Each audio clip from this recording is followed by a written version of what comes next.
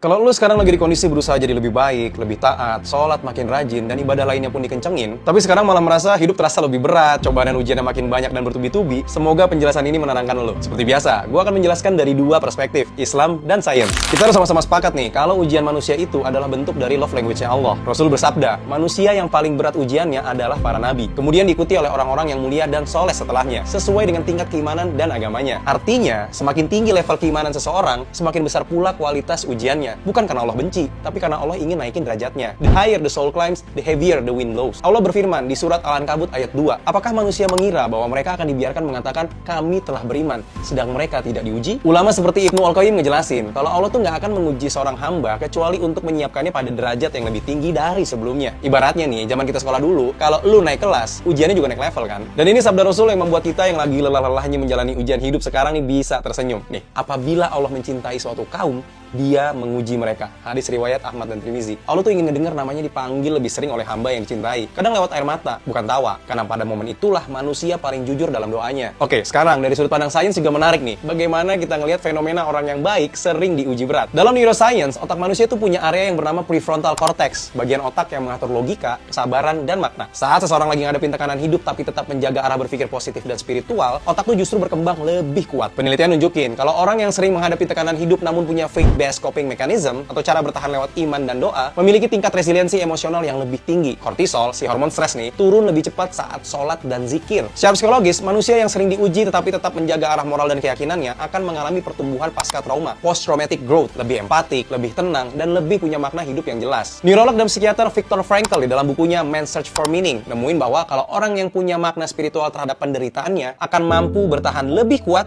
dibanding yang tidak punya makna. Dan ini menariknya identik dengan ajaran Islam. Fa inna ma'al usri yusro, inna ma'al usri yusro. Sesungguhnya bersama kesulitan ada kemudahan. Al-Insyirah ayat 5 dan 6. Artinya, bukan setelah kesulitan ada kemudahan, tapi bersama. Dua hal ini hadir beriringan agar hidup kita tetap seimbang. Kadang, jalan menuju tenang tuh bukan lewat kemudahan, tapi lewat luka yang menuntun kita kembali pada arah. Karena jiwa yang kuat itu tuh nggak lahir dari nyaman, tapi dari proses panjang menata diri di tengah badai.